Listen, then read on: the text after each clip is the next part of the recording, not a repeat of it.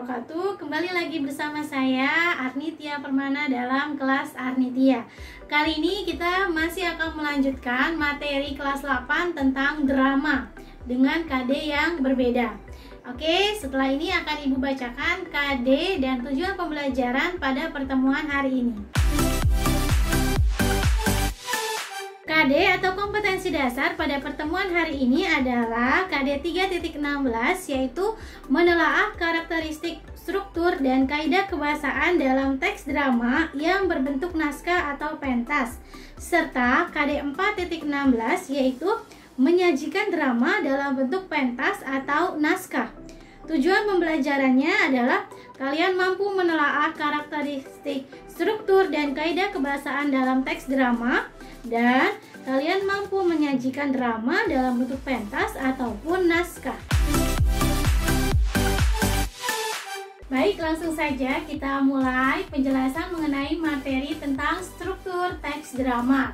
Struktur teks drama dimulai dengan prolog. Ya, prolog ini berisi pendahuluan atau pembukaan dari sebuah drama, ya.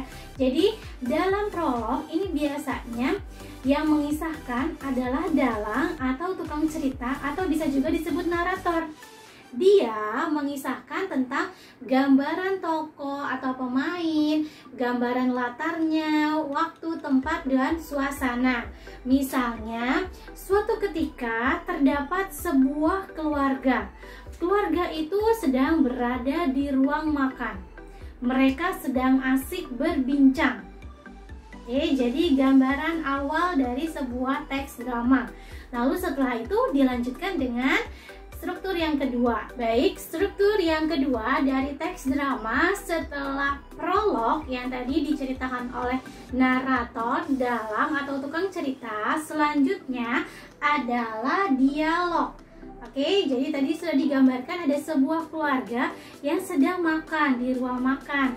Lalu mereka berdialog. Dilanjutkan setelah tadi satu paragraf adalah prolog, dilanjutkan dengan dialog, yaitu percakapan yang diucapkan oleh para pemain dalam drama atau sandiwara. Oke, dalam dialog ini percakapannya itu diharapkan dapat menggambarkan watak si tokoh atau pemain, lalu dapat menggambarkan masalah atau problematika yang dihadapi oleh pemain atau cara, dan mereka juga diharapkan dapat menggambarkan cara menyelesaikan problematika atau masalah yang dihadapi dari dialog ini. Oke, selanjutnya dalam dialog ini terbagi menjadi beberapa urutan. Oke, jadi dalam dialog itu ada beberapa alur yang tersaji. Misalnya nih, yaitu pertama ada orientasi. Oke, jadi tidak langsung ke inti masalahnya, ada orientasi terlebih dahulu. Nah, ini merupakan bagian awal dari cerita yang menggambarkan sesuatu yang sudah ataupun sedang terjadi, yang sudah atau sedang dialami si tokoh. Oke, yang kedua adalah komplikasi. Ini berisi awal masalah dan juga puncak masalah. Oke, dalam hal ini atau dalam bagian ini terdapat masalah atau konflik yang dialami sama si tokoh, ya.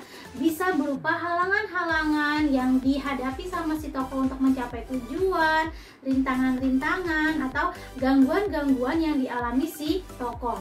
Atau bisa jadi kekeliruan-kekeliruan yang dialami si tokoh.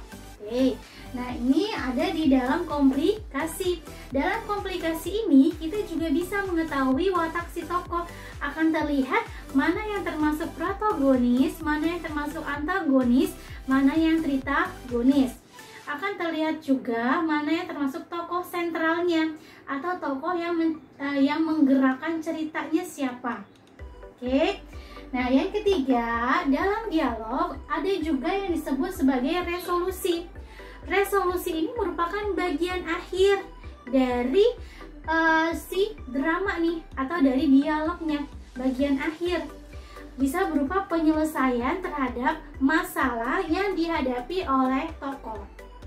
Oke, nah ketiga ini masuk ke dalam bagian dialog. Oke, dia termasuk bagian dialog. Baik, yang ketiga dari struktur drama adalah epilog. Ya, ini adalah bagian akhir atau bisa juga disebut penutup atau kesimpulan dari si drama.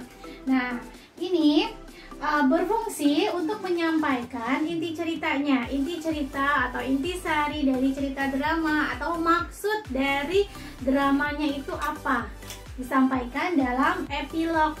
Nah, biasanya yang menyampaikannya bisa langsung aktornya atau pemainnya menyampaikan langsung kesimpulan isi ceritanya atau inti sarinya gitu ya, atau bisa juga disampaikan oleh si dalang atau tukang cerita, atau bisa juga disebut sebagai narator. Oke, jadi dalam struktur drama ada 3. Yang pertama adalah prolog, lalu dialog, dan epilog. Dalam dialog ini terbagi menjadi 3 urutan atau 3 bagian. Ada orientasi, lalu ada komplikasi, dan ada resolusi. Oke, materi selanjutnya adalah aspek kebahasaan dalam teks drama. Aspek kebahasaan yang pertama adalah kalimat langsung ya, karena dia berupa percakapan, jadi banyak sekali kalimat langsung di sana. Dan ciri utama kalimat langsung adalah menggunakan tanda petik di awal dan akhir kalimatnya. Oke, jangan lupa tentang kaidah penggunaan atau penulisan huruf kalimat langsung ya. Jadi di awal itu harus menggunakan huruf kapital, lalu diakhiri dengan intonasi final, bisa titik, tanda seru atau tanda tanya, baru diakhiri dengan tanda petik yang di akhir. Oke. Lalu yang kedua, aspek kebahasaan dalam drama adalah kata ganti orang.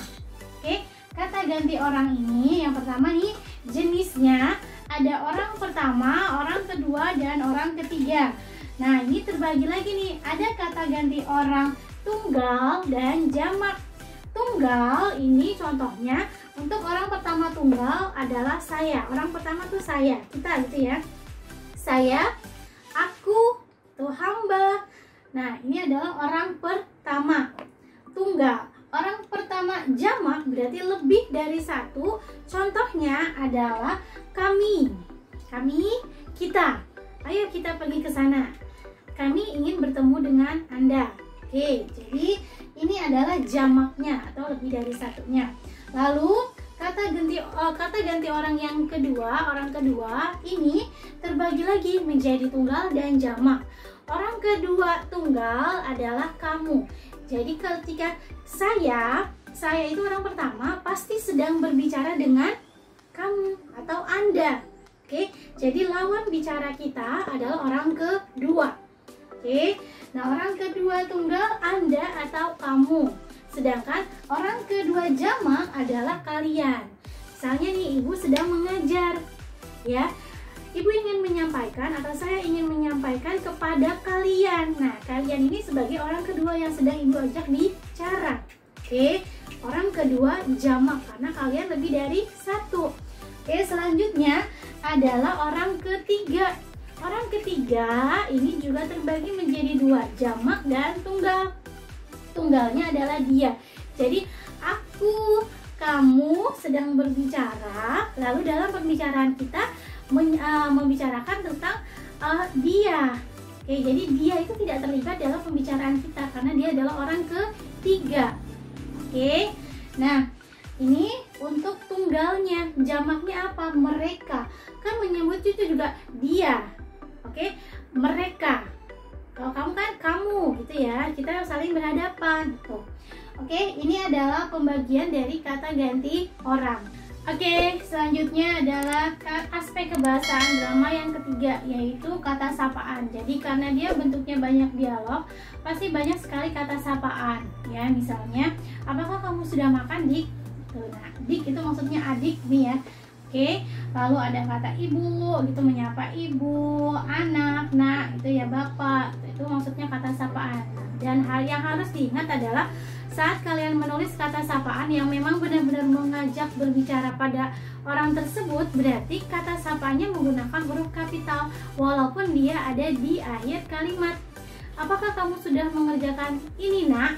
Nah, Nak di situ kan adalah sapaan dari anak. Oke, dia di akhir kalimat, berarti N-nya itu menggunakan huruf kapital. Oke.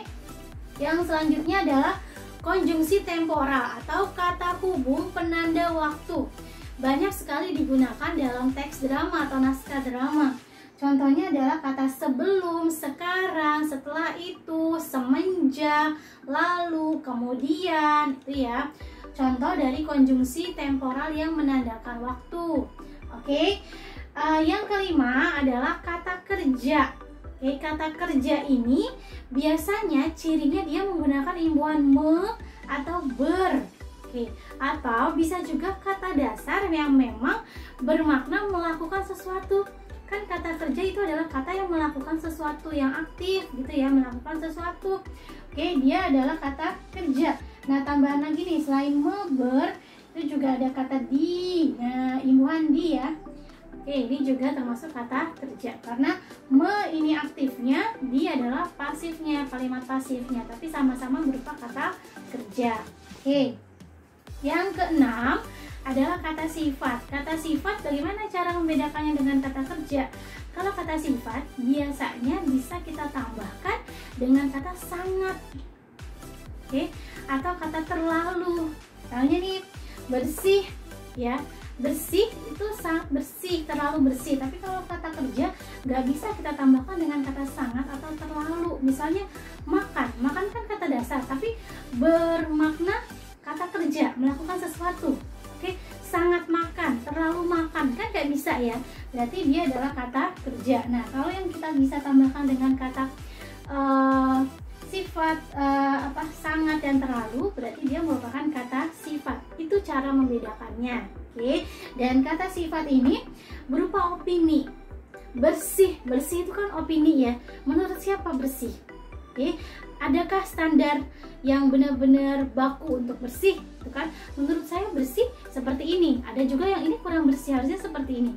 Oke, nah ini adalah kata sifat atau keenam. Ini merupakan aspek kebahasaan yang sering sekali digunakan dalam teks drama. Ada lagi sebenarnya, ada yang menggunakan aspek kebahasaan kalimat tanya, lalu kalimat perintah, lalu kalimat seru gitu ya, kalimat perintah atau kalimat seru gitu. Nah, bahasa yang baku atau tidak baku itu termasuk ke dalam aspek kebahasaan dalam teks drama. Oke, selanjutnya kita masuk ke materi selanjutnya. Ini sudah masuk ke keterampilan ya, KD 4.16, yaitu menulis naskah drama.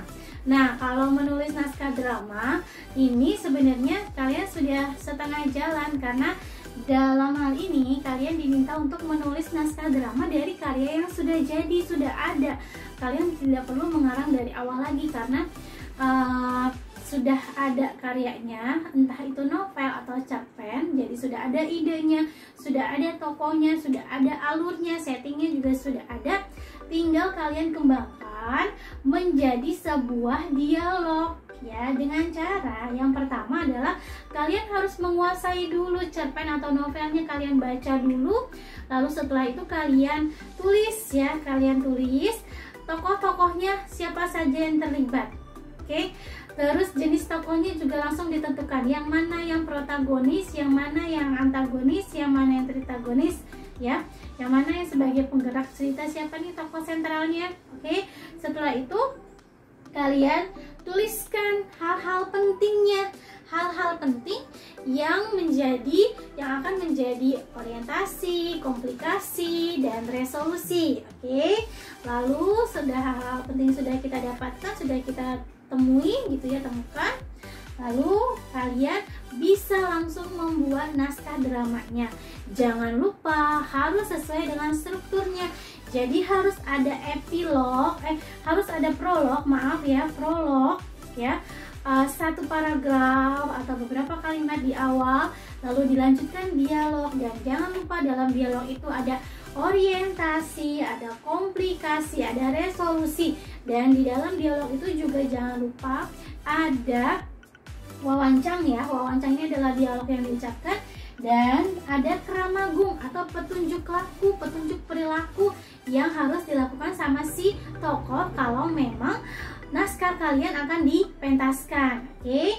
Setelah itu jangan lupakan juga aspek kebahasaan yang sering digunakan dalam naskah drama.